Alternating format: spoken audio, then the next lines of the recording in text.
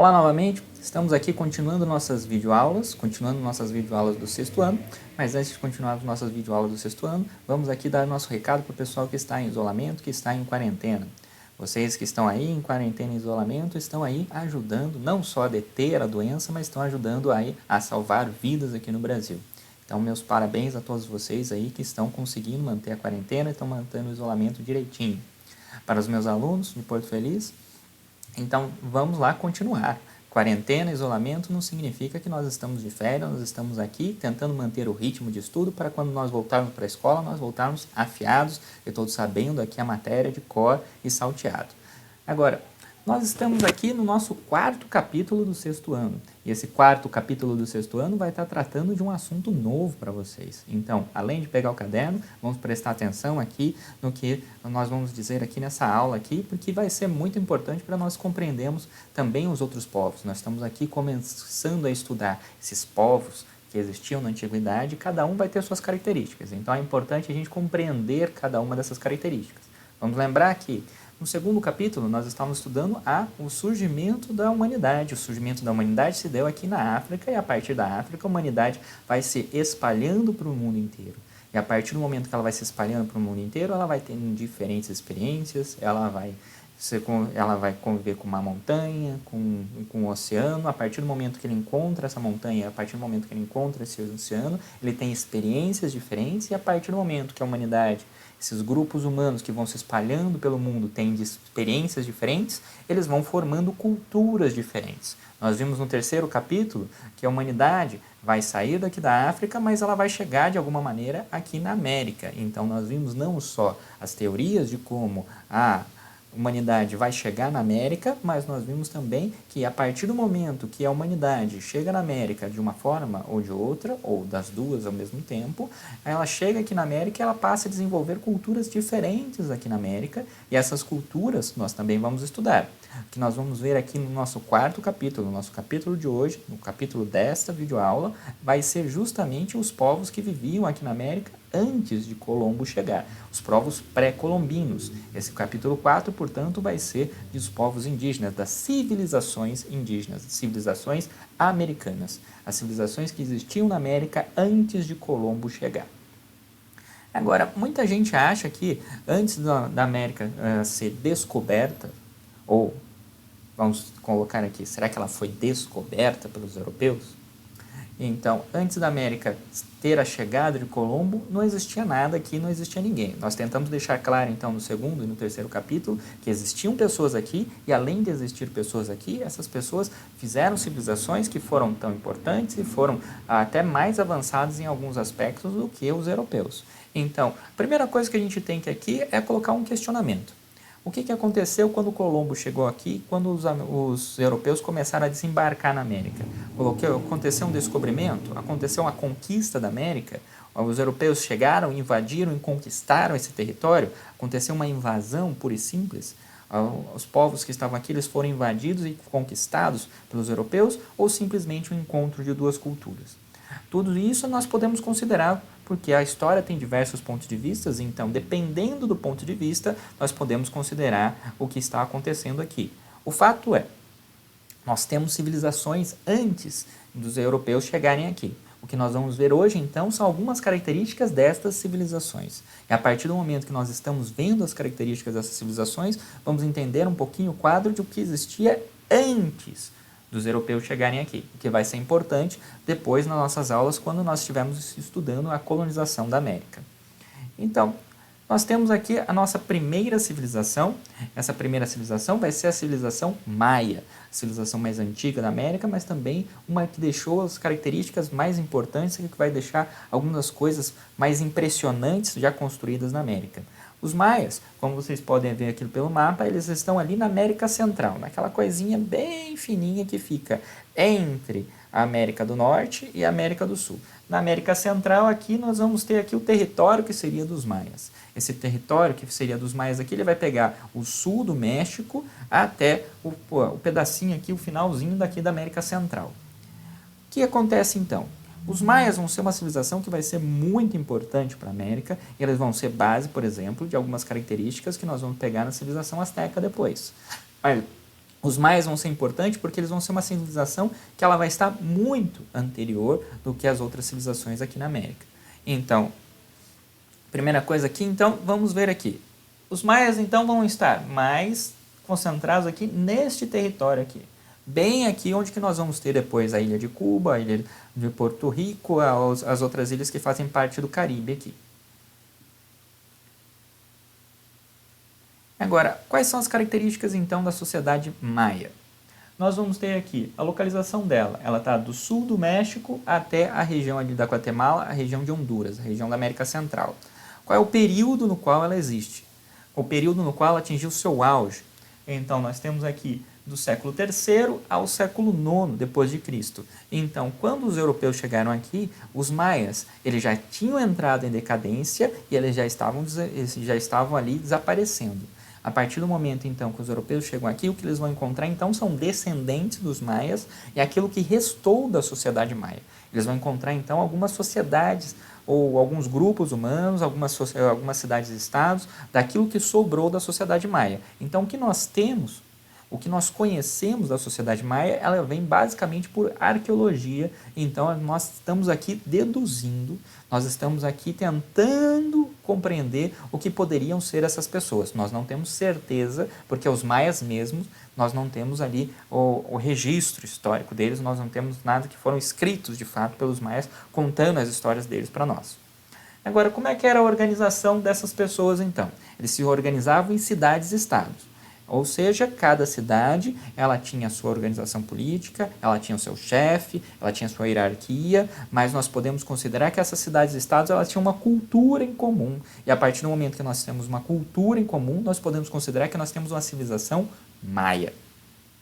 A partir disso, o que nós temos aqui é uma sociedade que ela tem cidades-estados, mas que não chega, ou pelo menos nós achamos que ela não chega, a formar um império, como aconteceu, por exemplo, com os incas, que nós vamos ver depois. Nós temos aqui a escrita, uma escrita que vai ser mais parecida com a escrita egípcia do que qualquer outra coisa, uma escrita que nós chamamos de pictográfica, ela vai ser uma escrita por desenhos. Nós temos aqui uma religião que ela vai ser baseada em astronomia e astrologia.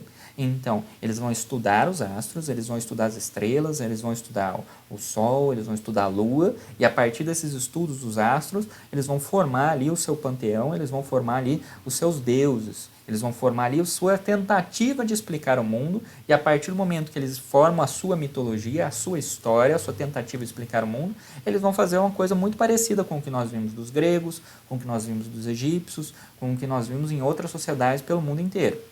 Agora, essa sociedade aqui é uma sociedade, então, agrícola. Ela vai ser uma sociedade que ela vai ter uma economia baseada na agricultura e os principais produtos dela vai ser o milho, o cacau e a batata. Uma das teorias que diz que o porquê dos maias terem desaparecido ou eles terem entrado em decadência foi justamente por causa da agricultura. Nós temos ali a possibilidade de ter existido uma seca muito forte por prolongados anos, e a partir do momento que uma sociedade que é baseada na agricultura passa por uma seca muito forte, o que nós vamos ter aqui é uma seca que vai gerar fome, uma crise social, e essa crise social provavelmente gerou guerras entre essas cidades e estados, e a partir dessas guerras, a fome e a peste que vai ocorrer, doenças que vão proliferar a partir das pessoas estarem comendo mal, a partir do momento que nós temos guerras, a partir do momento que nós temos uma sociedade desorganizada, o que vai acontecer então é que a sociedade maia vai entrando em decadência. Nós temos aqui, então, dois exemplos aqui de escrita maia. Vocês podem observar aqui que são escritas que realmente elas são em desenhos. Elas são muito parecidas com os hieroglifos egípcios. Essas escritas aqui, elas vão ser desvendadas ou elas vão ser deduzidas com o tempo. Então, a gente não sabe exatamente o que eles estavam querendo dizer, mas nós temos uma ideia do que eles estavam querendo dizer com esses desenhos que eles estavam fazendo aqui. Nós temos aqui, esses desenhos aqui, eles vão ser feitos em paredes, mais nos templos deles do que outras coisas, e a partir desses desenhos aqui nós podemos ter uma noção do que seria a sociedade deles, de como eles se vestiam, do que eles comiam, do que eles faziam no dia a dia deles. Desses desenhos aqui, nós vamos ter desenhos que vão ser somente dos deuses, que vão ser desenhos claramente religiosos, mas vão ter desenhos que também são cotidianos, ou, por exemplo, desenhos que nós vamos ter aqui que eles simplesmente estão fazendo uma adoração aos deuses ou um sacrifício aos deuses. Nós temos os desenhos, nós temos aquilo que eles contaram, nós temos ali a modalidade de escrita deles, o modo qual eles escrevem, mas ter certeza do que eles escreveram que é o problema. Agora, essa sociedade, então, ela é uma sociedade que ela se organiza, ela se baseia nessa religião que eles montaram, nessa ideia de como eles vão explicar o mundo. Então, nós vamos dizer que essa religião, que essa sociedade é teocrática. Ela se organiza a partir da religião, ela se organiza a partir de Deus. Então, ela é uma teocracia. Nós temos uns deuses e a partir dessa crença dos deuses, a sociedade vai se organizando e ela vai ser centrada, ela vai ser baseada totalmente em princípios religiosos. Agora, a hierarquia dessa sociedade, então, vai seguir da mesma maneira. Então, nós vamos ter uma elite governamental que vai estar ligada à religião. Abaixo dessa elite governamental, nós vamos ter ali a nobreza e os sacerdotes, que vão fazer a função ali de organizar a população, de administrar a população. Nós vamos ter ali uma camada de funcionários públicos, que vão ser aqueles que vão fiscalizar e vão estar em contato direto com a população. E na base da pirâmide, nós vamos ter agricultores e trabalhadores braçais em geral. Então, nós temos ali uma pirâmide social, nós temos uma sociedade que é organizada e uma sociedade que é hierarquizada, exatamente como nós vamos ver no resto do mundo. Mas uma sociedade que é muito bem organizada e a partir do momento que essa sociedade é organizada, ela vai conseguir uma cultura, ela vai conseguir um grau de complexidade e sofisticação que, no mesmo período, em outros lugares do mundo, como por exemplo a Europa, nós não vamos ter. Então, em muitos aspectos, essa sociedade aqui, ela vai ser até muito mais avançada do que as sociedades que a gente vai encontrar no resto do mundo. Dessa sociedade aqui, o que nós mais temos então vai ser a parte de arquitetura dela. Nós temos ali na América Central diversas construções, diversos monumentos, palácios e pirâmides que foram construídos por eles. Essas construções aqui têm as suas características, essa pirâmide aqui mais reta, essa pirâmide aqui que é mais vertical aqui, ela vai ter uma característica de ser maia, e nós temos aqui em cima da pirâmide a característica dos templos, ou então o local no qual eles faziam ali os seus possíveis sacrifícios, ou então a sua oração aos deuses ou o estudo dos astros. As sociedades, toda a arquitetura dele, ela se baseia então em linhas retas. Nós vamos ter aqui uma sociedade aqui que ela vai ser muito bem organizada e muito bem distribuída nas cidades deles. As cidades maias, elas vão ser cidades que são não só construídas, mas planejadas. E a partir disso nós temos cidades que elas vão ser muito bem organizadas. Nós vamos ter aqui palácios cerimoniais, nós vamos ter aqui templos, uma pedra que provavelmente seja uma pedra de oração ou sacrificial, e nós vamos ter aqui plataformas no qual, em cima dessas pirâmides aqui, eles vão poder observar os astros e observar os deuses. Esses palácios que nós temos aqui ainda na América Central,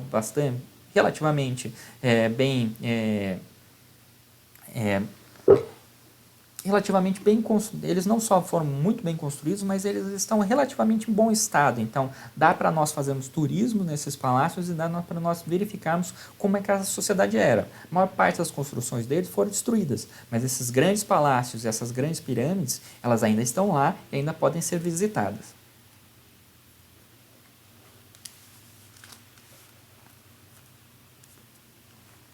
Agora, passando para a nossa segunda civilização, nossa civilização asteca. A civilização asteca que vai ser relativamente posterior à civilização maia. Essa civilização asteca, ela não vai estar aqui na América Central, ela não vai estar na América Central que nós vimos aqui, que os maias eles vão estar nesta região aqui. A civilização asteca vai estar nesta região aqui. Ela vai começar aqui então no centro do México, mas ela vai se espalhar por toda a região do México aqui. Enquanto os maias vão ficar nessa região aqui, no qual nós estávamos estudando aqui, eles vão ficar nessa região da América Central, os astecas vão ficar nessa região aqui do México, começando aqui pelo Vale do México e se espalhando por todo o México.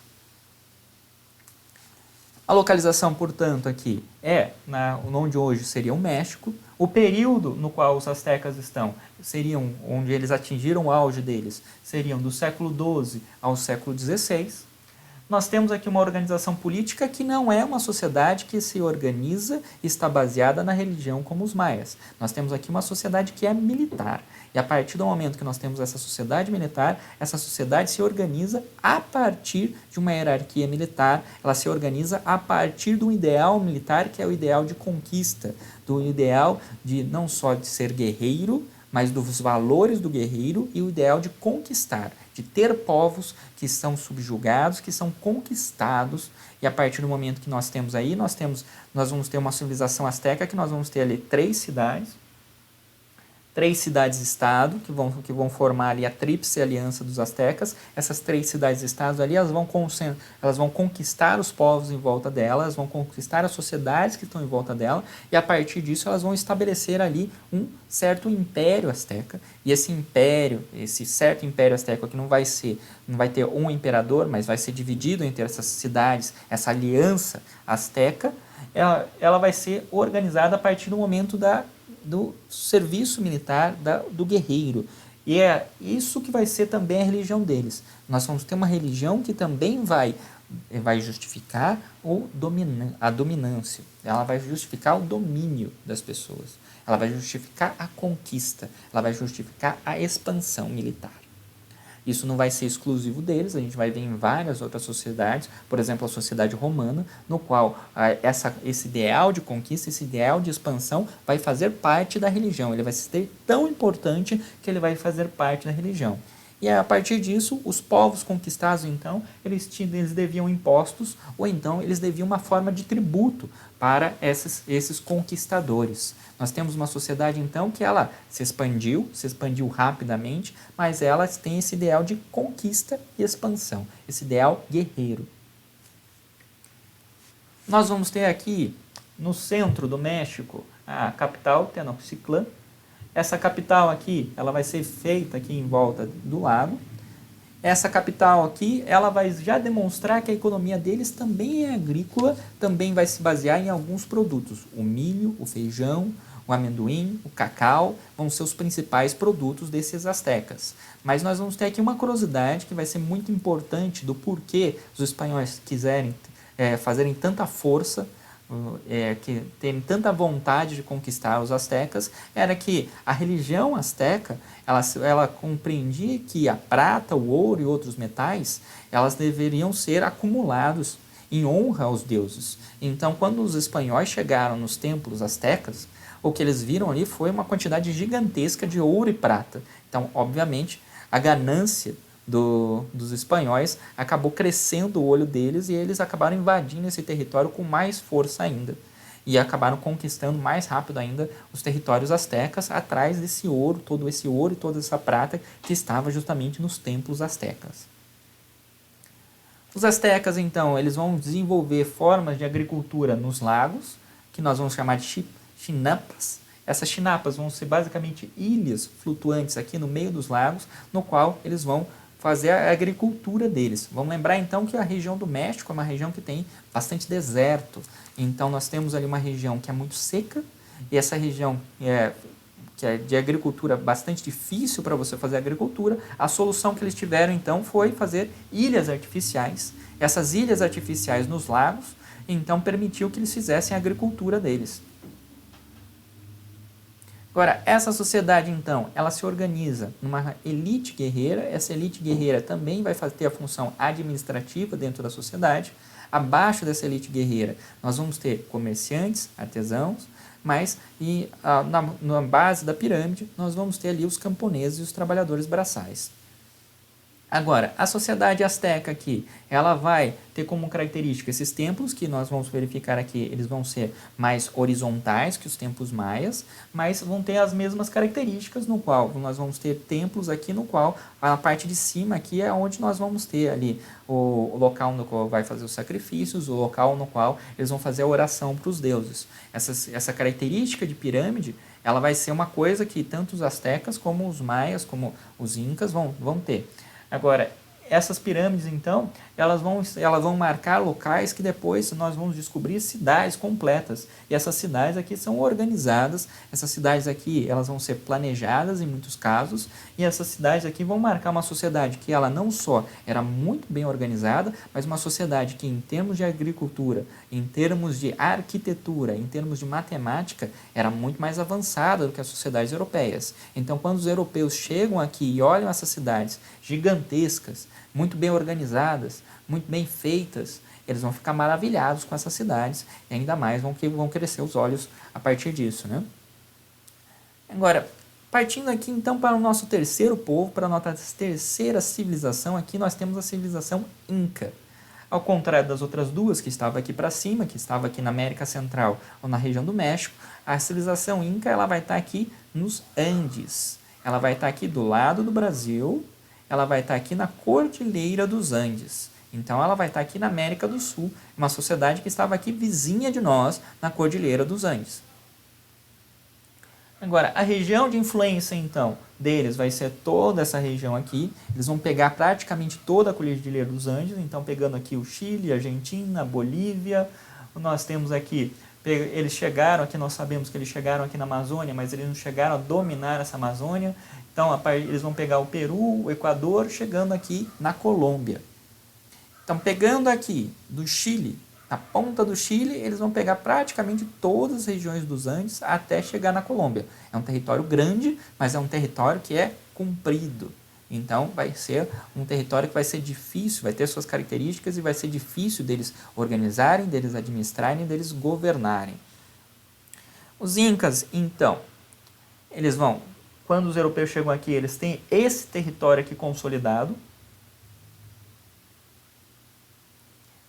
É um território bastante grande, é um território bastante complicado, justamente porque é um território que nós vamos ter aqui, bem no meio dele, a Cordilheira dos Andes.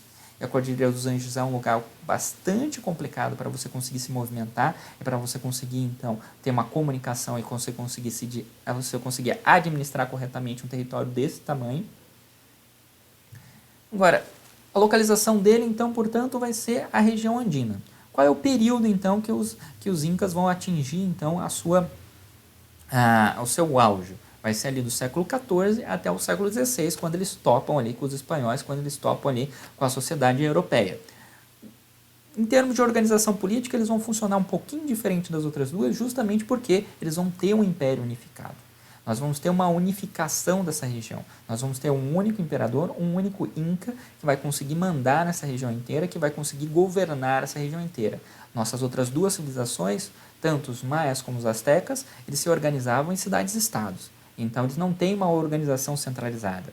Não é o caso aqui dos Incas. Os Incas não só têm uma organização centralizada, como eles vão ter um único governante, um único Inca, que vai mandar na região inteira. Esse governo vai ser, então, centralizado. Esse governo vai ser unificado. E isso vai ser uma característica que vai ser exclusiva deles. Nós temos, então, aqui o imperador, e esse imperador, ele vai ser aquele que vai ser considerado ou como um deus ou como representante de um deus. No caso aqui, a maior parte das nossas interpretações do que era a sociedade Inca coloca o imperador sendo considerado como um deus na Terra, como um deus vivo na Terra. Muito parecido com os egípcios vão fazer depois, que nós vamos estudar. Agora, como é que funcionava esta sociedade? Essa sociedade também vai se basear na agricultura, também vai ser uma sociedade agrícola, e nós temos aqui os dois principais produtos que vão ser o milho e a batata. Agora, uma característica muito importante, principalmente para a gente entender a colonização espanhola depois, entender como é que foi, como é que é a dinâmica do trabalho na América, foi como os Incas trabalhavam, qual era, portanto, o imposto. Eles não tinham uma moeda, eles não tinham dinheiro como nós tínhamos. Então, como é que fazia para você pagar imposto para o Inca? Você pagava imposto em trabalho. É o que eles chamavam de mita. A mita vai ser um imposto que você paga para o governo em forma de serviço. Então, o governo vai exigir para você, por exemplo, que você pague uma semana desse mês para você ter que pagar de imposto para ele. Então, você vai lá fazer um serviço para o governo E esse serviço para o governo pode ser uma obra pública, pode ser uma escavação numa mina de metal, ou de carvão, ou de qualquer coisa que o Inca esteja precisando, mas você vai fazer um serviço público. Você vai ter um período de 1 semana, 2 semanas, um período no qual ele vai ser exigido de você que você pague esse imposto. Em geral, o que acontecia era que um representante do Inca ia até um povoado. Esse povoado, então, ele recebia uma ordem, ele tinha que receber, por exemplo, 10 homens. Esses 10 homens iam ficar fazendo uma obra pública por um mês, por exemplo. Mas as pessoas sabiam que eles tinham que pagar esse serviço, eles tinham que pagar essa mita para o governo, e a partir do momento que eles pagassem, a partir do momento que acabasse o período, eles poderiam voltar para a cidade deles, para a casa deles, caso fosse necessário. Então, você poderia deslocar a pessoa, mas a pessoa sabia que depois ela ia voltar. Agora, como os astecas, da mesma forma que os astecas, eles compreendiam que os metais, principalmente o ouro e a prata, eles deveriam ser acumulados em honra aos deuses. Então, da mesma forma que aconteceu com os astecas, quando os espanhóis vão chegar aqui nos incas, quando eles vão chegar aqui nos seus templos, eles vão encontrar também uma montanha de ouro, uma montanha de prata. Da mesma forma, então, nós vamos ter aqui conquistadores espanhóis que vão chegar aqui, vão crescer os olhos em cima desse tesouro, desse acúmulo de metais que nós vamos ter aqui dos incas, e a partir disso nós vamos acelerar a conquista dos incas, acelerar a conquista dessa região, justamente pela quantidade de tesouros que os europeus vão descobrir aqui. Agora, nós temos aqui então uma sociedade que ela vai se basear na agricultura. Essa agricultura vai ser feita em montanhas, a partir desses degraus aqui que nós estamos vendo aqui. Uma sociedade que vai ter toda a sua cultura que ainda está presente na região. Nós temos aí muitas sociedades indígenas, nós temos ainda muitos povoados indígenas que mantêm a cultura inca na região, mas uma sociedade no qual tem a principal característica o cultivo de milho. Agora, essa sociedade, então, ela tem uma religião que também se baseia nas observações astronômicas, e a partir do momento que eles fazem essa observação das estrelas, se fazem essas observações dos astros, eles também vão montar o seu panteão. Eles vão montar ali seu grupo de deuses, portanto, eles vão também ser politeístas. Nós temos 3 sociedades, portanto, que vão ser politeístas, que vão ter vários deuses, que vão montar a sua mitologia e vão tentar explicar a origem do mundo e vão tentar explicar as origens das coisas que existem no mundo. Essa sociedade, ela é também uma sociedade que é teocrática, é uma sociedade no qual ela vai ser centrada nos deuses e ela vai ser governada por um deus que vai ser o imperador, então ela vai ser organizada a partir de princípios religiosos. A sociedade, então, ela vai ser organizada com o imperador no topo dela, e abaixo do imperador nós vamos ter os sacerdotes, que vão ajudar também em funções administrativas, mas eles vão ter funções mais religiosas do que qualquer outra coisa. Nós vamos ter ali abaixo do sacerdote os militares e os funcionários públicos, que vão fazer a organização de fato da sociedade e vão ter contato com o público e garantir o bem-estar e a segurança da população. E embaixo de tudo, na base da pirâmide da sociedade, nós vamos ter os agricultores e os demais trabalhadores braçais, aquele cara que vai, por exemplo, trabalhar na mina de carvão, na mina de ferro, na mina de prata, na mina de ouro, e os agricultores que vão ser a base de toda a sociedade. A sociedade inca, da mesma forma que a sociedade maia e a sociedade asteca, também vai ter uma série de templos, também vai construir uma série de cidades que os espanhóis vão encontrar aqui quando eles vão chegar. Essa série de templos, essas cidades ainda vão existir, elas vão ser muito bem construídas. Em termos de arquitetura, eles estavam muito, mas muito à frente dos espanhóis, muito à frente dos europeus no tempo deles. E uma das construções mais famosas que eles vão fazer é justamente essa cidade aqui, a cidade de Machu Picchu, que vai ser feita no cume, bem no alto de uma montanha.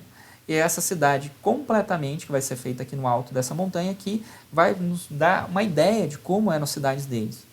Antes dos europeus chegarem aqui, antes dos europeus destruírem os templos incas, antes dos europeus destruírem as sociedades incas para construir as suas cidades, os seus vilarejos, exatamente em cima. Os europeus chegaram a construir, os espanhóis chegaram a construir as igrejas bem em cima dos templos incas, justamente para tentar substituir a crença, para substituir a religião inca pela religião cristã. Então, nós vamos ter aqui uma foto de longe da cidade de Machu Picchu, cidade que fica aqui bem no cume de uma montanha, bem escondida, por isso só foi descoberta ali em 1900 e pouco. A cidade, ela vai ser toda feita com pedras, mas essas pedras elas vão ser encaixadas. Então, a arquitetura deles era tão boa que essa cidade aqui pode ter o terremoto que ela quiser, que não acontece nada com essa cidade. As construções que nós fazemos hoje, ou as construções que os europeus fizeram, toda vez que tinha um terremoto, caía. Então, foi um dos fatores que fez com que os espanhóis acabassem ocupando os templos dos incas, justamente por causa disso. Eles eram adaptados, a arquitetura, a tecnologia de construção é inteiramente adaptada para uma região que tem terremotos constantes. Então, essa arquitetura aqui, feita com pedras, em encaixe de pedras, você pode fazer. Você pode construir, que você vai ter um terremoto que não vai cair. Não vai acontecer nada com o que os incas fizeram. Nós construímos, racha tudo. Os caras construíram há 500 anos atrás e o negócio ainda está lá de pé. Pode ter o terremoto que quiser, que o negócio está de pé. Agora aqui nós temos templos, nós temos uma escadaria enorme aqui na parte da cidade de Machu Picchu, que é feita aqui para as pessoas subirem, para terem acessos aqui aos lugares mais altos da cidade de Machu Picchu. E aqui uma ideia da enormidade que é essa cidade, que está inteiramente preservada, que as pessoas podem ir lá visitar sem problemas nenhum. Essa cidade de Machu Picchu aqui, elas nos dão bem uma ideia do que era a sociedade, de como ela era dividida, o que eles davam importância e como eles se organizavam para administrar a sociedade.